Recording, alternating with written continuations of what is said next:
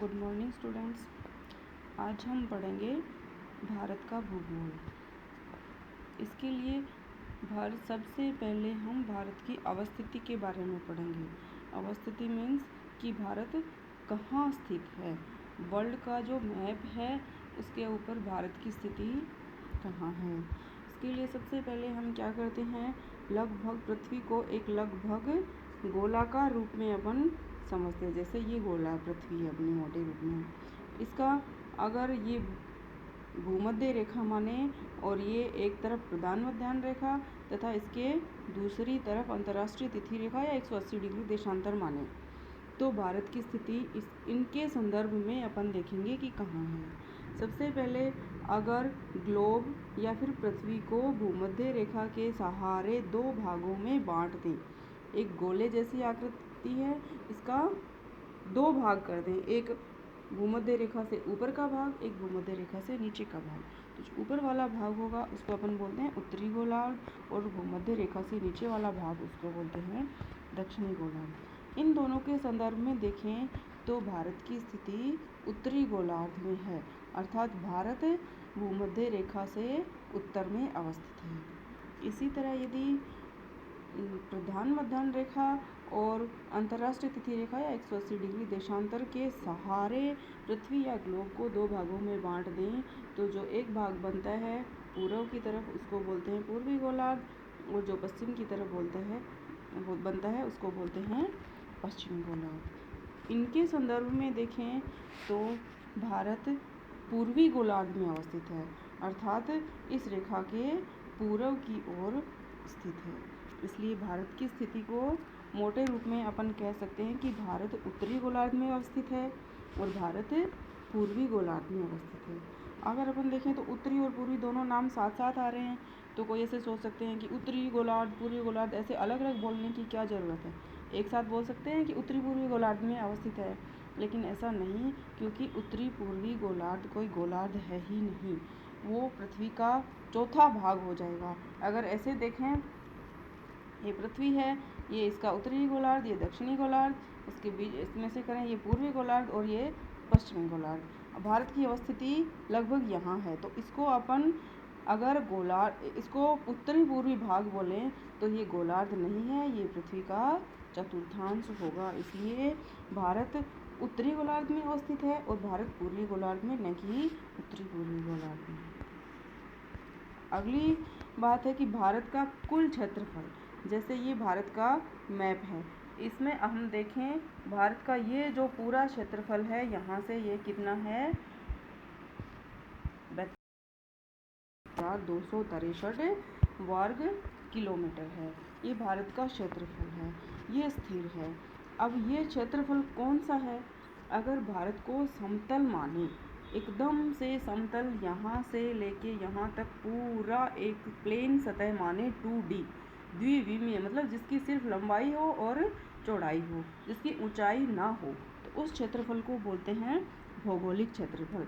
और ये 32,87,263 वर्ग किलोमीटर वाला क्षेत्रफल है, ये भारत का भौगोलिक क्षेत्रफल है।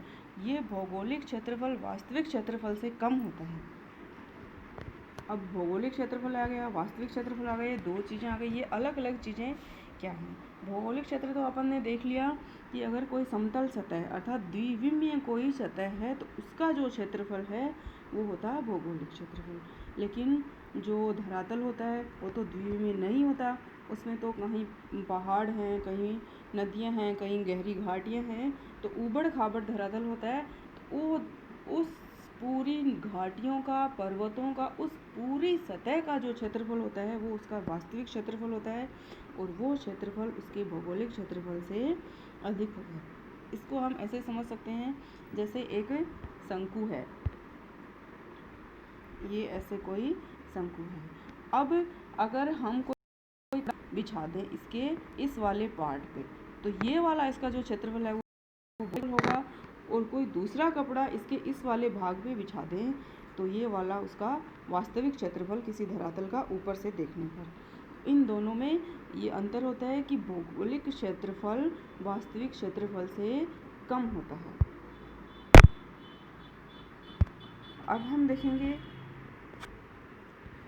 भारत का अक्षांशीय और देशांतरीय विस्तार कितना है। अक्षांश और देशांतर वैसे लगभग सभी लोग जानते हैं कि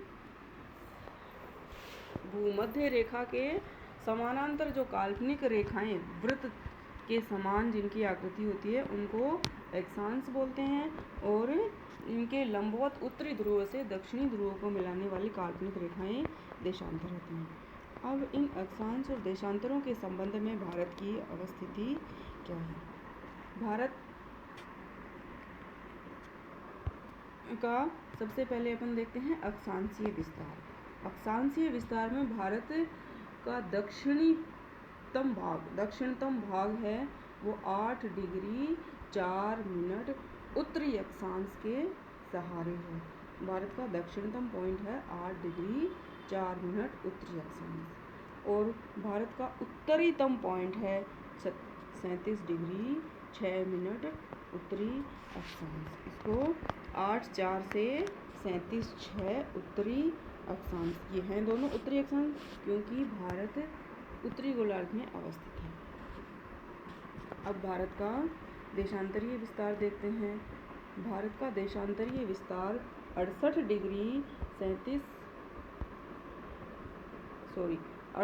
डिग्री 7 मिनट पूर्वी देशांतर से लेकर पूर्वी और पश्चिमी, उत्तरी, दक्षिणी, इन शब्दों पे अपन को ध्यान देना है। 68/7 पूर्वी देशांतर से 97/25 पूर्वी देशांतर के मध्य भारत का देशांतरीय विस्तार है।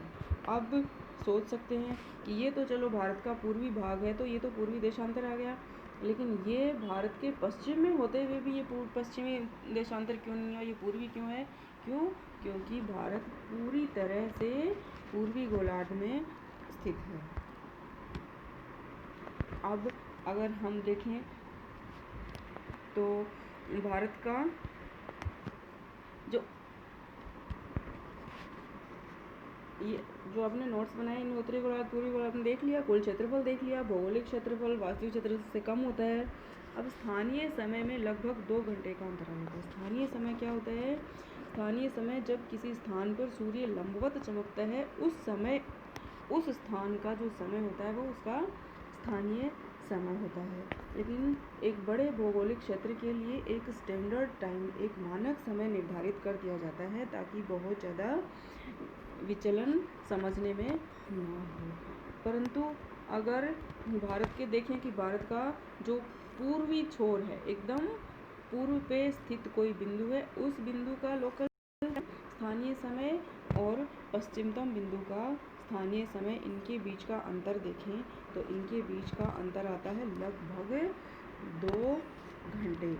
इसका मतलब ये है कि अगर यहाँ 5 बजे पूर्वी तम पॉइंट पर यहाँ 5 बजे सूर्योदय होता है तो यहाँ तक सूर्योदय होते होते 7 बज चुके होंगे। अपना अगला पॉइंट है कि पूर्व पश्चिमी विस्तार और उत्तर दक्षिणी विस्तार कितना है। मतलब अपने अक्षांशीय विस्तार तो देख लिया, लेकिन अगर किलोमीटर के हिसाब से अपन दूरी के हिसाब से देखें तो भारत का पूर्व पश्चिमी विस्तार इसका ये वाला विस्तार कहाँ से यहाँ लंबाई कितनी है? ये भारत की लंबाई है 2933 किलोमीटर। फिर है उत्तर दक्षिणी विस्तार। उत्तर दक्षिणी विस्तार भारत के दक्षिणतम पॉइंट, ये जो भारत का दक्षिणतम पॉइंट है यहाँ से लेके और यहाँ तक ये बीच की दूरी कितनी है? ये है 3214 किलोमीटर। अब अक्षांशीय विस्तार देख लिया अपन ने, यहाँ से यहाँ तक। देशांतरीय विस्तार देख लिया अपन ने, यहाँ से यहाँ तक। अब हम देखते हैं कि अगर भारत को उत्तर में या दक्षिण में खिसका दिया जाए, भारत को यूं का यूं उठाकर यहाँ से उठाकर उत्तर की ओर खिसका दिया जाए, या फिर यहाँ से इन दोनों के बीच में उठाकर दक्षिण की तरफ खिसका दिया जाए तो इसके जो अक्षांशीय विस्तार और देशांतरीय विस्तार उस पर क्या प्रभाव पड़ेगा। अब हम देखते हैं, सबसे पहले देखो अपन जानते हैं अगर भारत, ये पहली कंडीशन देखते हैं कि भारत को उत्तर की तरफ खिसका दिया जाए।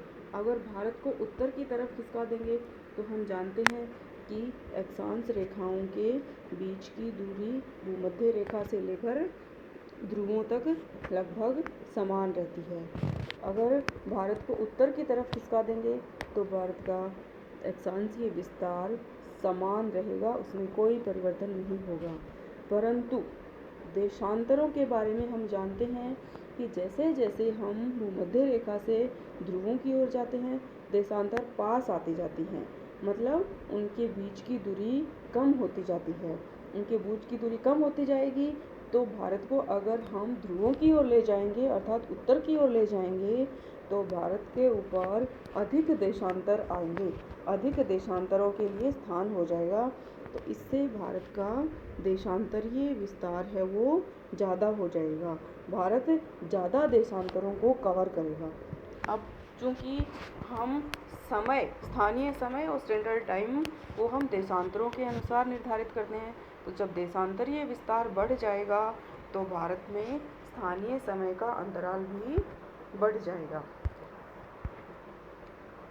अब भारत को युवा सूर्य का देश कहते हैं। वो क्यों कहते हैं, इसके लिए हम देखते हैं ये जो 23.5 डिग्री उत्तरी अक्षांश है इसको कर्क रेखा बोलते हैं। ये कर्क रेखा भारत के लगभग मध्य में से गुजरती है। अब युवा सूर्य का देश, युवा सूर्य किसे बोलते हैं, जब सूर्य की किरणें किसी स्थान पर लंबवत होती हैं तो उस जगह को बोलते हैं युवा सूर्य का स्थान या युवा सूर्य की जगह। अब भारत के अधिकतर भाग पर, उत्तरी भाग को छोड़कर अधिकतर दक्षिणी भाग पर किसी न किसी समय सूर्य लंबवत चमकता है, इसलिए इसके दक्षिणी भाग को युवा सूर्य का स्थान या युवा सूर्य का देश कहते हैं।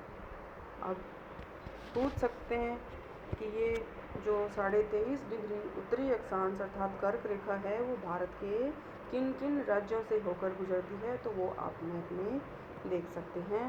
ये गुजरती है गुजरात, राजस्थान, मध्य प्रदेश, छत्तीसगढ़, झारखंड, पश्चिम बंगाल, त्रिपुरा और मिजोरम।